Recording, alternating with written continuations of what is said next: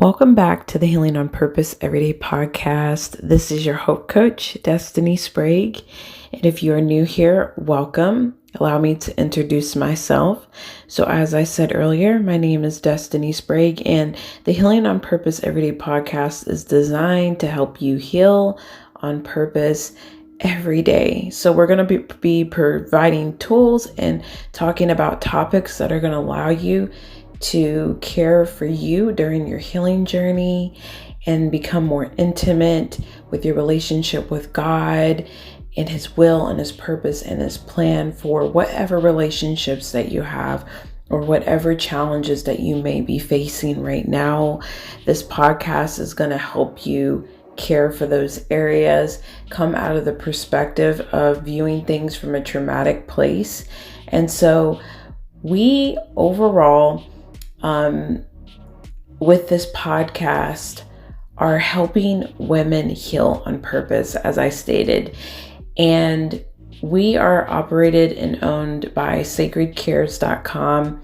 This is a faith-based counsel service that helps women heal and find and discover a life after trauma.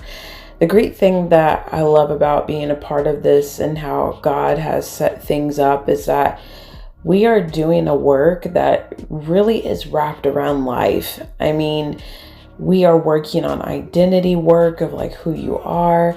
We're working on purpose work of, how do I do this? How do I walk in my purpose? And we're doing destiny work where you're taking the tools that you've learned on your journey and you're building something and you're doing something on purpose, even though you've been through a whole lot of pain in your life. You're actually solving a problem, bringing a solution to someone else's pain, helping them see from a different perspective. And so I'm joyful to be a part of something that God is He's transitioning people. He's shifting things in women's lives. He is helping them become the multipliers that they truly are.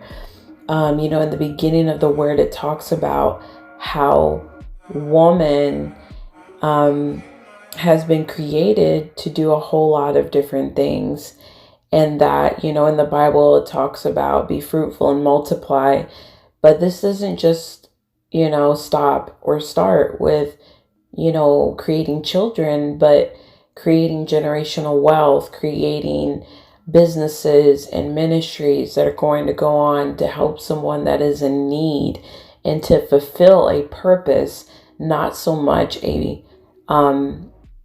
pain, but to fulfill a purpose in that person's life that may be going through a lot of pain. And so here we are, and we are on another episode where we are going to be talking about real and authentic and truthful things. Like, this is how we heal, is that we show up and we talk about things that maybe we've never heard of before. But today, ladies, the Father wants us to talk about something that needs to be exposed.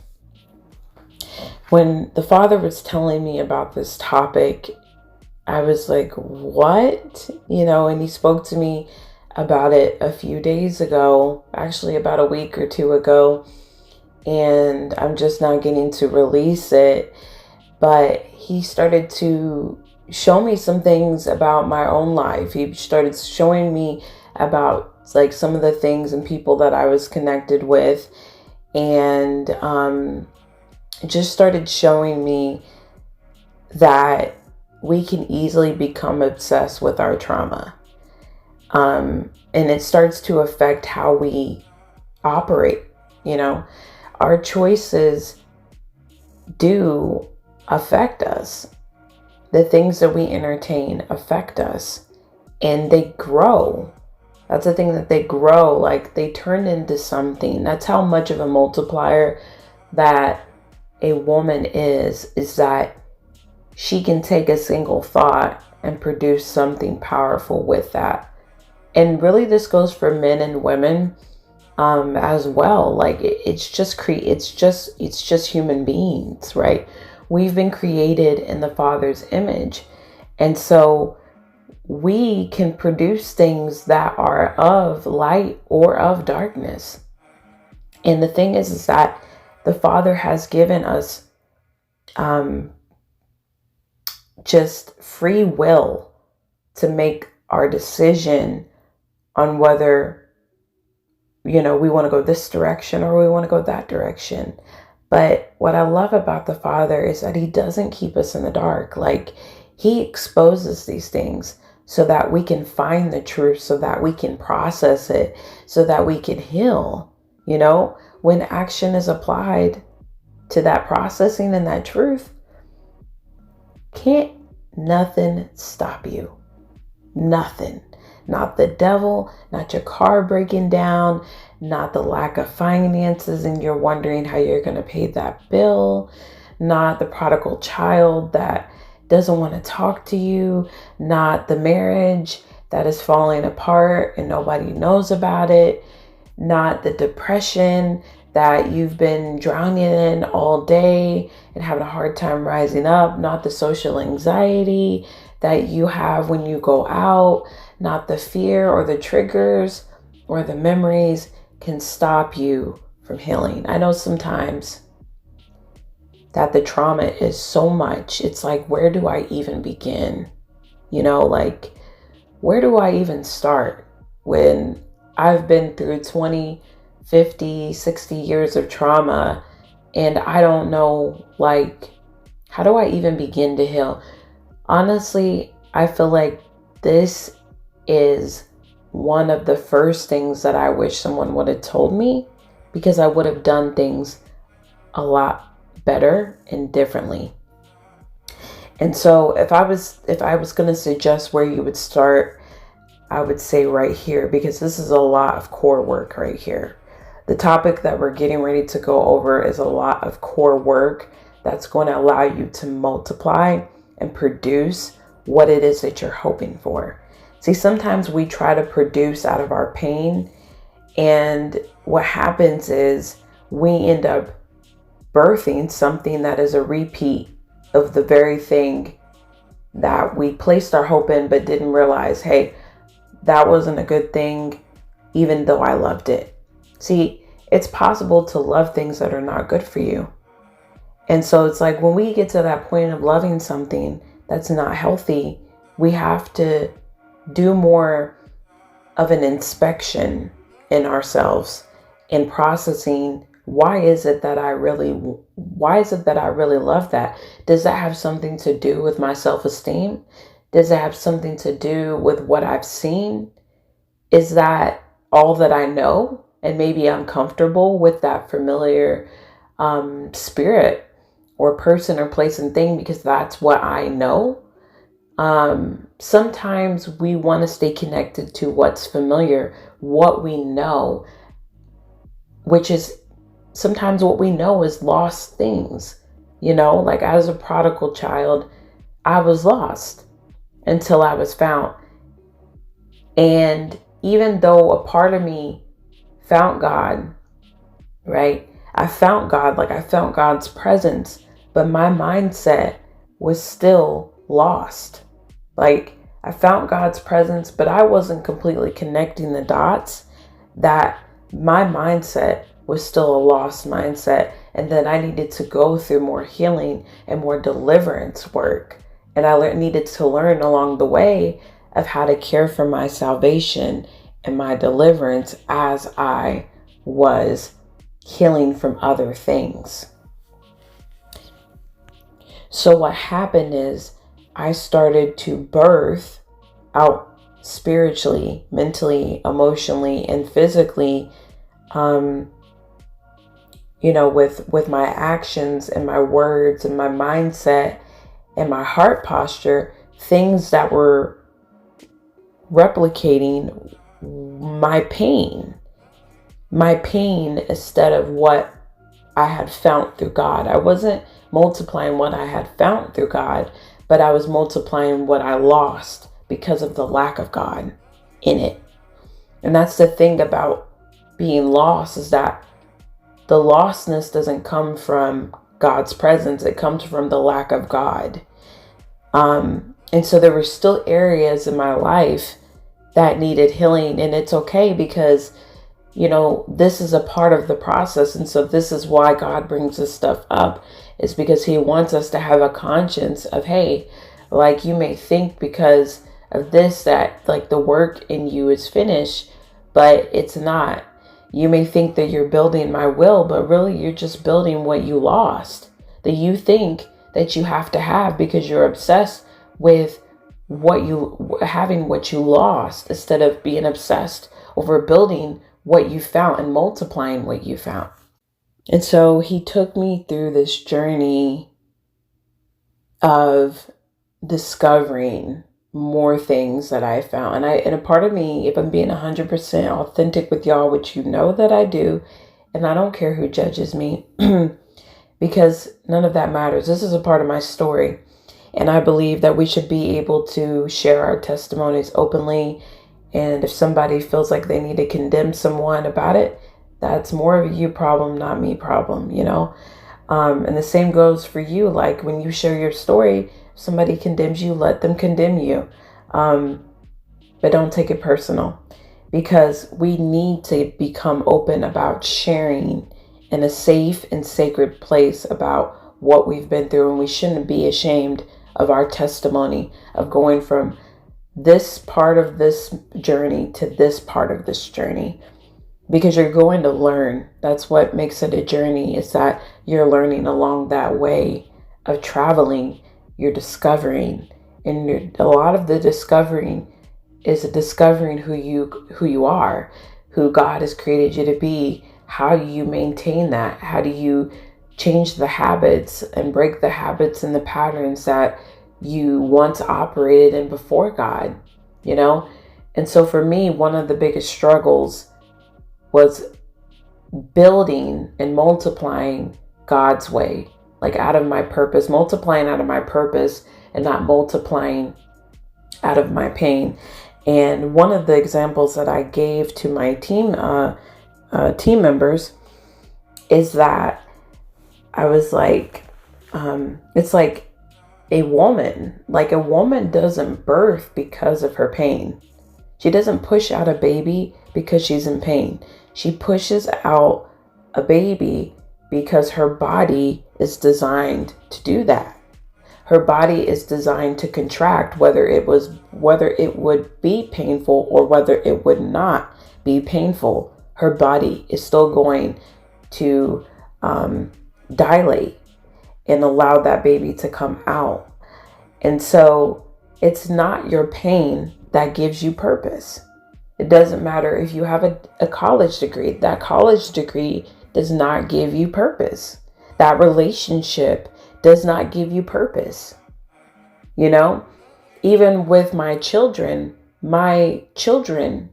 do not give me purpose. But I am naturally purposeful, whether I am in this relationship, whether I have this possession of this materialistic thing or that materialistic thing, whether I'm in ministry or whether I'm not, I still have purpose. And so I really had to have these conversations with myself and learn along the way that God has a different perspective than we do. And if we're not willing to get under his wing and learn from him, we will continue to operate in a way that brings poverty and generational curses to our children.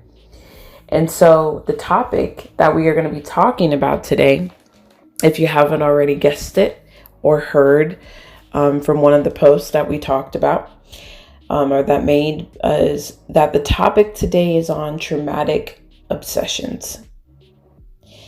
So traumatic obsession is an emotional disturbance or distressing idea or thought that continually preoccupies or intrudes a person's mind. So it's very well possible to become obsessed over what you've been through. And sometimes people express their obsessions differently. So sometimes we see a traumatic obsession being expressed by the collection of items in one's home.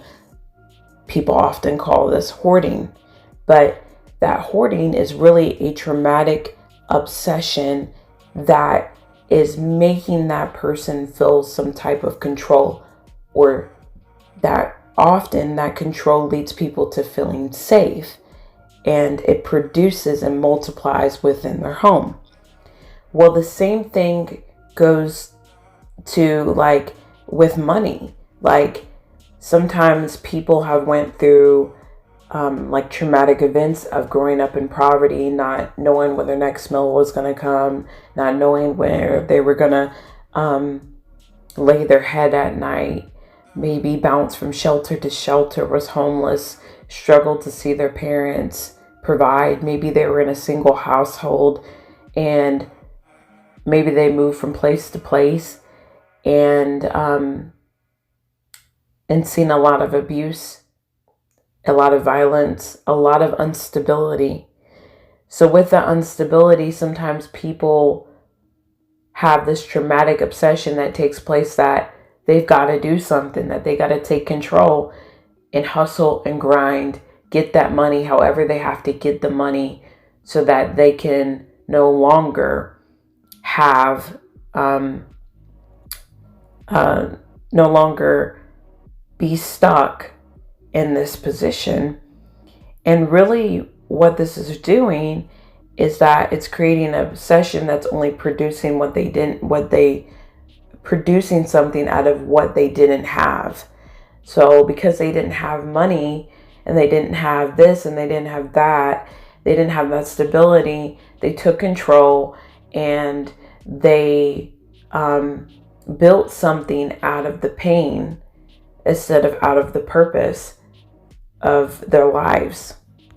So it becomes, because I lost money, I'm going to build money. Do you see how that is portraying like a lost mindset? Even a poverty mindset still. And it's pain. It's painful. It's a painful mindset.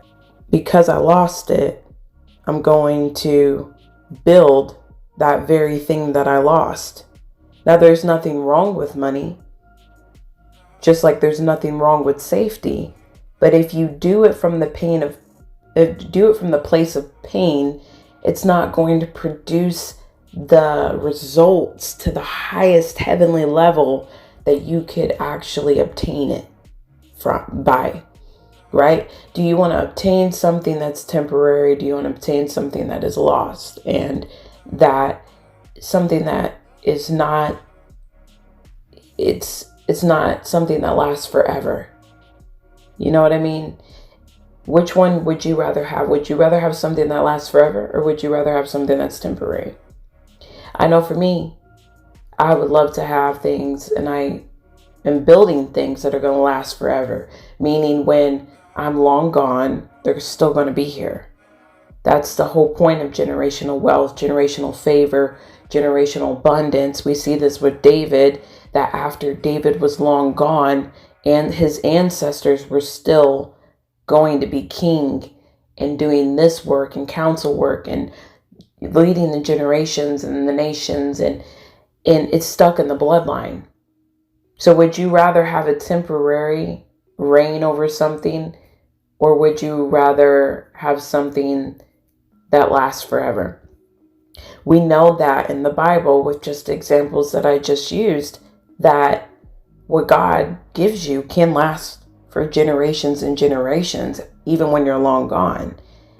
And that is a part of our purpose, is that we would be multipliers in a way that we multiply not temporary things, but things that are going to last.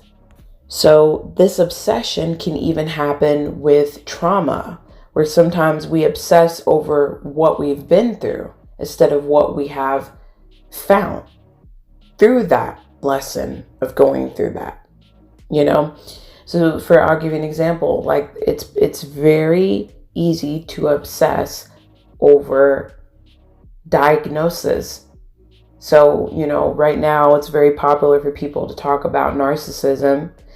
And sometimes this can be a traumatic obsession when you see someone, looking into narcissism over and over again. They're studying, but they haven't went to God about it. And they haven't asked God about, what is this narcissism? How do I deal with it? How do I heal from it? And what it starts to attract is a lot of narcissism, because that's what you're looking into. So what you would start to study is you would study it differently. You wouldn't study out of your pain, but you would study out of your purpose. Because remember that purpose is the leader of your pain, not your pain, the leader of your purpose. So it's like, well, why do I even start to study these things? And am I asking God for help while I'm studying these things? While I'm doing this research? How am I feeling while over this long period of time studying these things?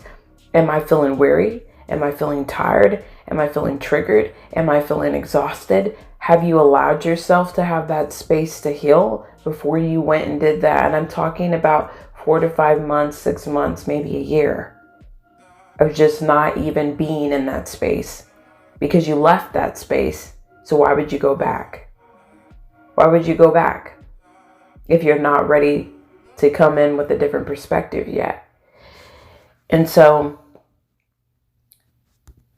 it's completely a different perspective than what I would have thought, leaning on my own understanding. But God was showing me that traumatic obsessions are real, and any obsession that isn't about Him, and even the ones that some people think that are, can be very dangerous. Just like the religious spirit. It's an obsession, but it's not an obsession about the love of God. It's an obsession over a law. And this leads people to experiencing more pain. And not only does it hurt the person that's doing it, but it hurts the people that are around the obsession. And the same thing goes for the person that's experiencing hoarding. The same thing goes for the person that is experiencing the obsession over a topic of trauma. The same thing goes for the person that's obsessing over money. This can even be relationships too, Now we often know that narcissism is a part of a relationship, characteristic of that person, but even obsessing over another person, like I feel like I need to be married, I feel like I need to have kids, I feel like obsessing over these life events that you are hoping for can be another form of traumatic obsession. When you look deep down into the why, is the why coming from a whole place, or is it coming from an absence that you didn't have, that's in a lot of pain? If so, it will have you, if you follow it, it will have you settle for things that are not connected to your purpose. And it will set you back instead of setting you up. And I believe the reason why God is having us talk about this topic today is because He wants His children to be set up. He wants you to understand that your purpose is a setup. And that sometimes the pain, when the pain is the one that's controlling the steering wheel, it's a setback. There's going to be a lot of things that happen during that road trip, because the pain cannot be the one that steers your life. Because it will have you leaning on your own understanding. It will have you making choices that you're not supposed to make, but you don't know how to get out of it. It becomes addicting. Pain becomes addicting. And it's the type of addiction that leads to more pain. It's a type of addiction that you'll lose yourself. You'll lose yourself in the midst of it. If you think about addiction, people that are really, really struggling with years and years of addiction, taking hardcore drugs. If you've listened to some of their testimonies, you will know that, and you will find out that it's extremely hard process to come out of that addiction. And so we have to realize that obsessions will lead to addictions, and the addictions will lead to death, because that's what addictions do, is that they lead people to die. And I believe you're here because you want to heal on purpose, and that you don't want a dead marriage or a dead relationship with your children, or a dead relationship with your finances, or a dead relationship with the ministry or the business that you're building, or a dead relationship with God or yourself or other people. But this is what leads to death. And so this is why we have to talk about this stuff today. So trauma doesn't need to be controlled. It needs to be released. And so note that obsessions lead to possessions, meaning you will hold as one's own. What you obsess over is what you will possessively have. And possessively is a way that demands total attention or love in a way that you do not want somebody to be independent. Otherwise, control. And control is something that often comes up with trauma. Is that trauma is constantly, this is how trauma is continuing to be produced, is because of someone's control. And really, it's not someone, it's something, it's a spirit that is possessing the obsession that that person has, and it's creating a control that may make that person feel like they are independent and secure and powerful in that moment. But eventually it starts to wither and die down, and the energy is not the same as it was in the beginning. And it leads to hopelessness as it travels down, because we learn that this independency in trauma is not freedom. It may seem like independency, but it's not freedom. It's not true independency. And so this is why I say, again, that trauma doesn't need to be controlled, but it needs to be released. And trauma cannot be released if it's being obsessed. It will be possessed. And so obsessions produce influence. They produce influence. So I want you to think about some of the people in your life right now, the places, the things that you've collected, and not in a condemning way.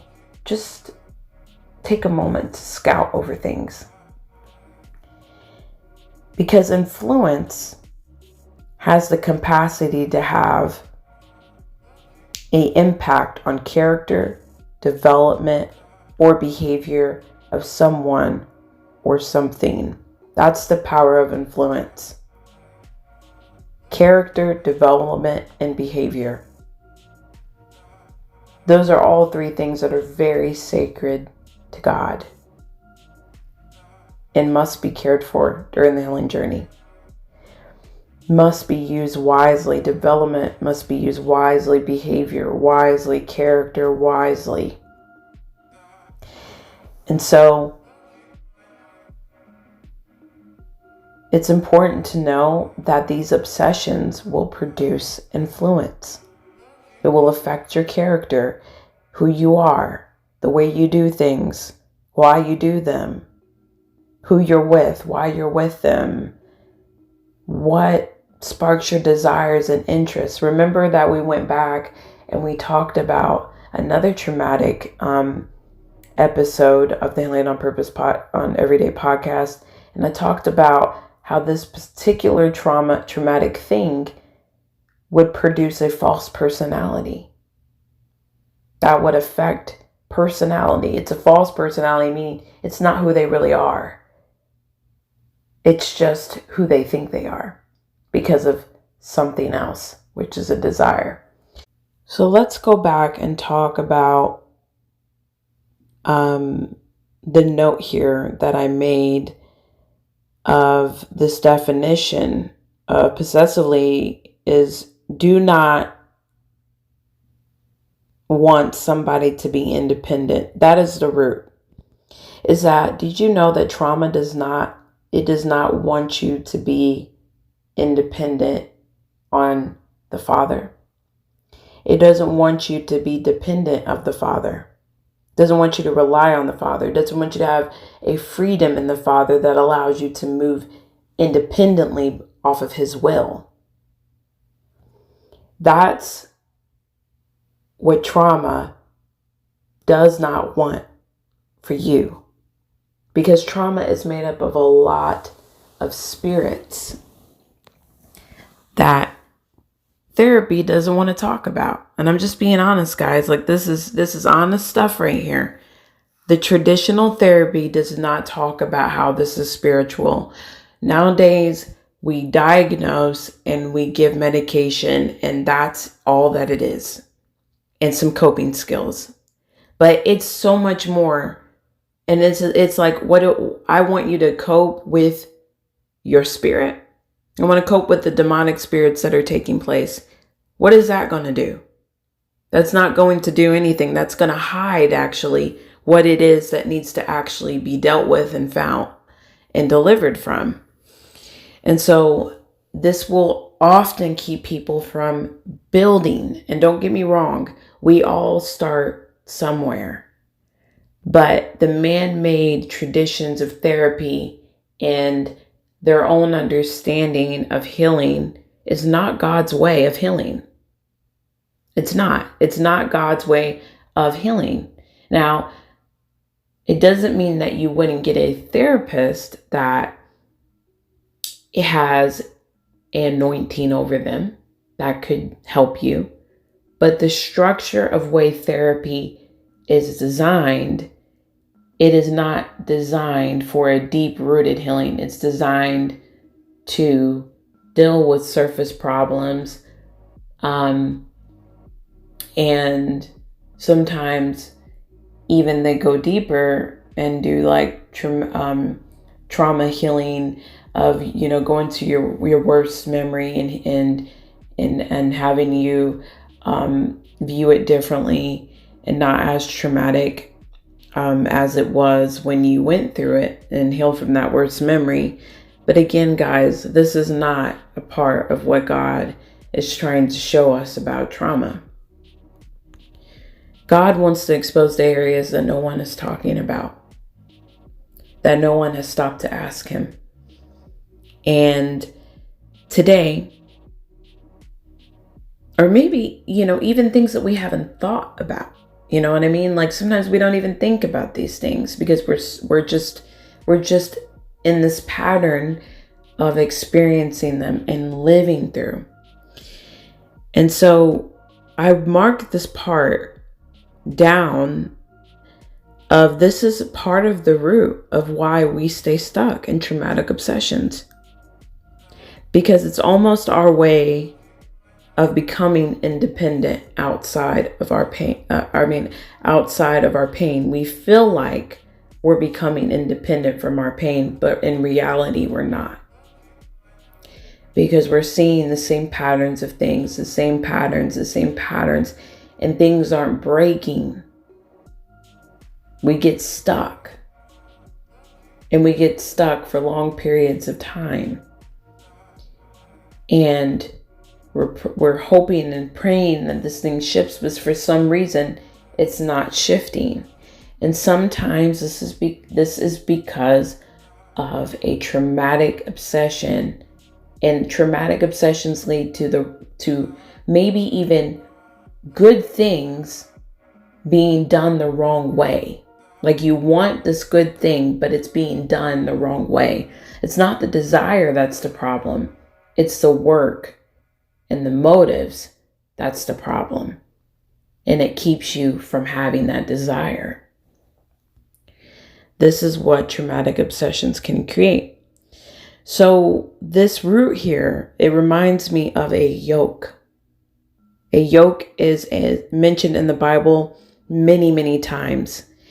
And a yoke in the Bible talks about that it's a wooden cross piece that is fastened on the necks of two animals and attached to the plow or cart that they are pulling. So I found it interesting that here, the original definition of the yoke is that it's attached to two things. And it makes total sense because these obsessions don't operate on just one thing. They operate in many ways and with multiple things. And so the scripture I have actually really spoke to me about the yoke. And so I'm going to go ahead and pull that up right now.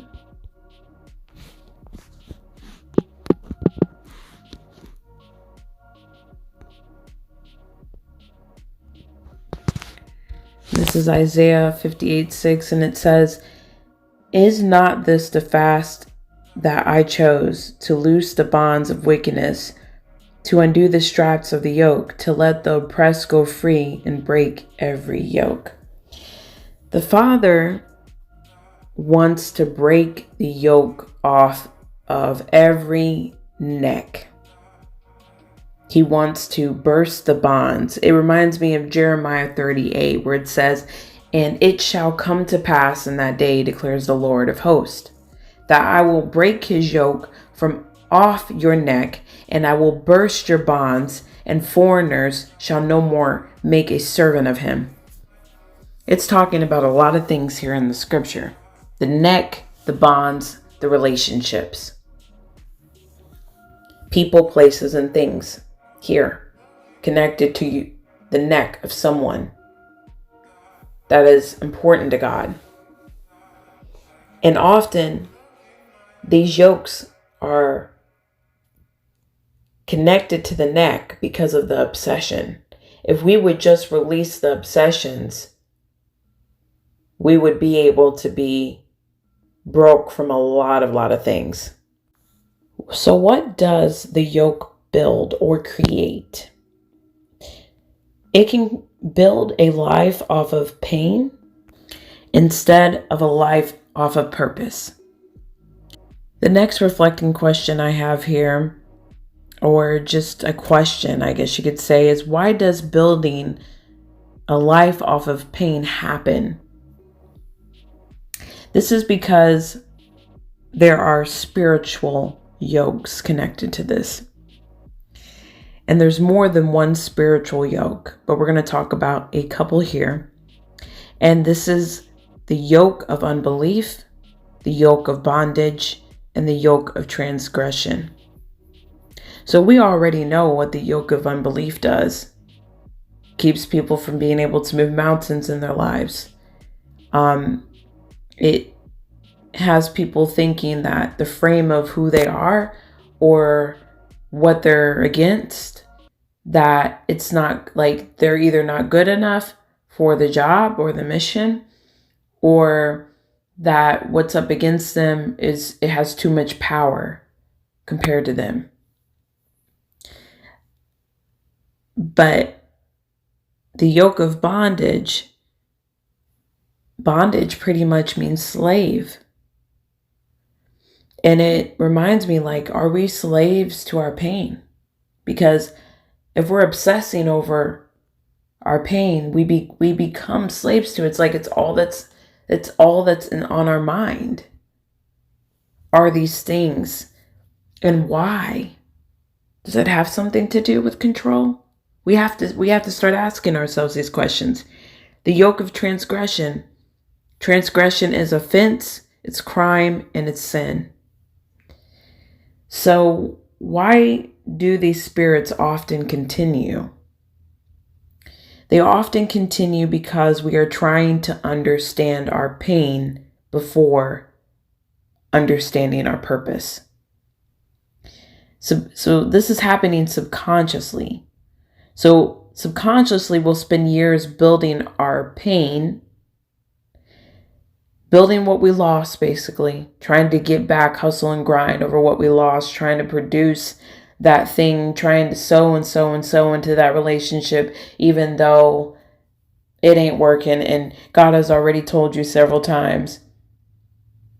So we're trying to build what we lost instead of building what we found. If you have been following me on Facebook, if you've been a part of the Healing on Purpose Everyday group, I have talked about this a little. And the devil robs and steals and kills using the strategy of bondage. It's a strategy that many of God's children are not aware of that's operating. And this is why God is presenting the truth here today, for us to know, for us to heal on purpose from it. So the devil knows that people will naturally try to go after what they lost.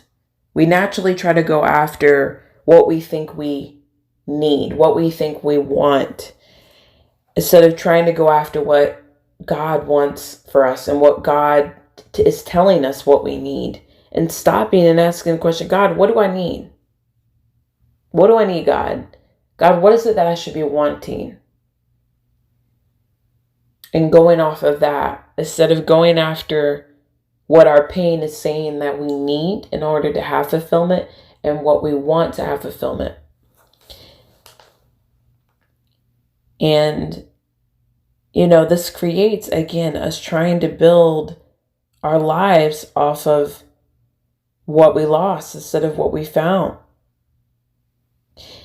And what the Father was showing me is that we need to build our lives off of purpose first. Otherwise, we will not be anchored enough to even understand our pain. And so I want to say that there's levels to working on your purpose. So you may work on a certain level of your purpose, and then you may start to understand some things about your pain, and then you can do something purposefully with it. But again, like I said, the example of childbirth is that it's not pain that allows the woman to do what she needs to do. It's her body that allows, it's her purpose that allows her to birth a child. And so when it comes to childbirth, it's the same. So why would we let our pain be our leader of building a fulfilling life, of walking in abundance, and having what the Father does see as good? Again, some of the things that we want are not bad, but it's the way that we're wanting to possess them. It's just not going to get us there. Not successfully anyways. And so this is why Matthew 11:28 through 29, actually 28 through 30 says, and I believe in the last podcast we talked about this, but if you didn't catch that one, you'll get to hear it here. And this is the scripture where the Father says, "Come all who are weary and burdened, and I will give them rest." And he talks about the yoke and his yoke and how it's easy and that it's light. And his yoke produces the founding of purpose over and over and over again. I can truly say that 100% that looking back and even looking at today and moving forward, like the Father continues to show me every day as I strive ahead, as I press ahead, that the reason why things are light and the yoke is easy is because of the purpose that he's given me. And so it sheds all the pain. Like it makes the pain like, okay, like maybe annoying, but it's not I don't feel harmed by it when I think of it from this perspective. I don't feel harmed by it because it's like, I know that no weapon against me shall prosper. And it just allows us to take up a different kind of authority than we've ever experienced. Like, we actually learn how to take up the authority that God has given us instead of the authority that pain has manipulated us into believing. And I know that that's it's a tough word to receive. But these are the things that the Father has continued to show me. And it's a convicting word.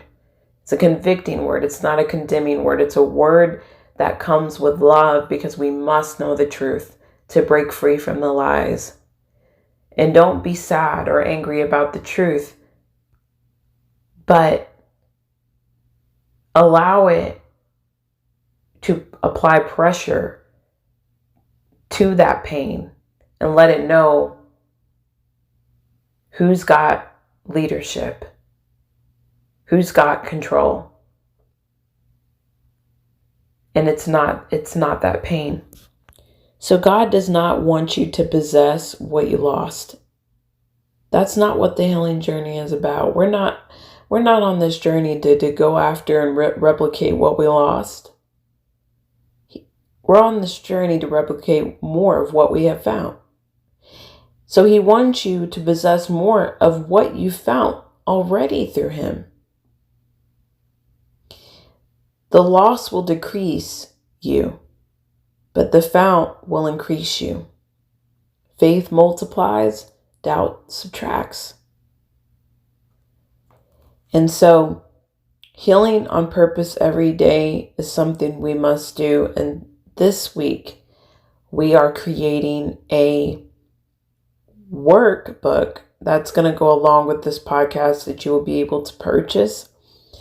And we're going to start doing workbooks for each segment or episode we're going to try to.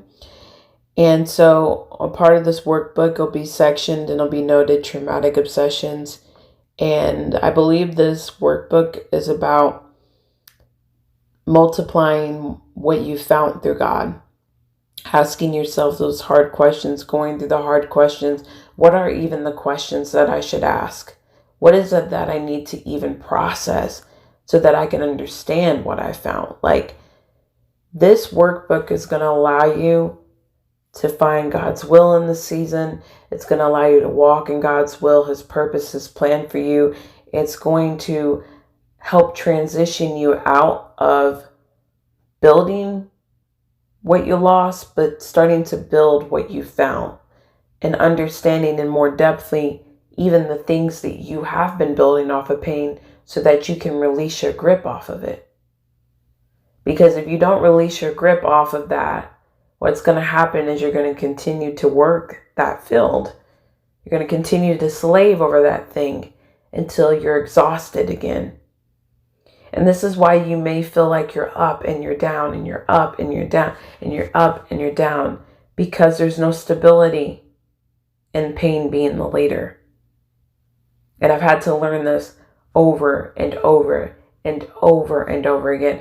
And the Father is honestly teaching me that there's so many levels to what pain can do when it's the leader. It's something that is not core friendly. Okay? Pain is not core friendly. And it's not core friendly because it can't be your leader. Whatever is core friendly is going to be a leader. It's going to allow you to go to the next level and whatever it is that you're hoping for. And pain is not going to keep you pushing. It's not. That's not what keeps a woman birthing out a child. Not because it's painful, but because it's purposeful. I'm bringing a human being into the world, someone that I love.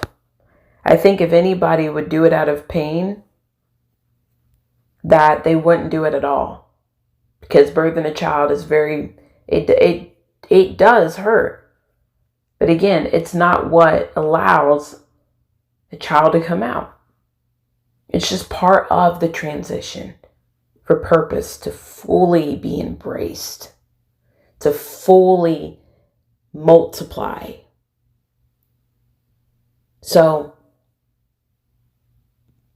purpose, when purpose is a leader of pain, it allows multiplication. But when pain is a leader of purpose, it allows subtraction, division. There's a lack of multiplication. It's not going to produce very much. It will produce little. And I believe that's the grace and the mercy of God, because there's purpose still there. But you have to move things around to have a different result. Because whatever the leader is, it's going to be the leader over your mindset. It's going to be the leader over your words. It's going to be the leader over your actions. It's going to be the leader over habits. It's going to be the leader over everything. And that's why pain is not what gives you purpose. And pain is not the leader of your purpose.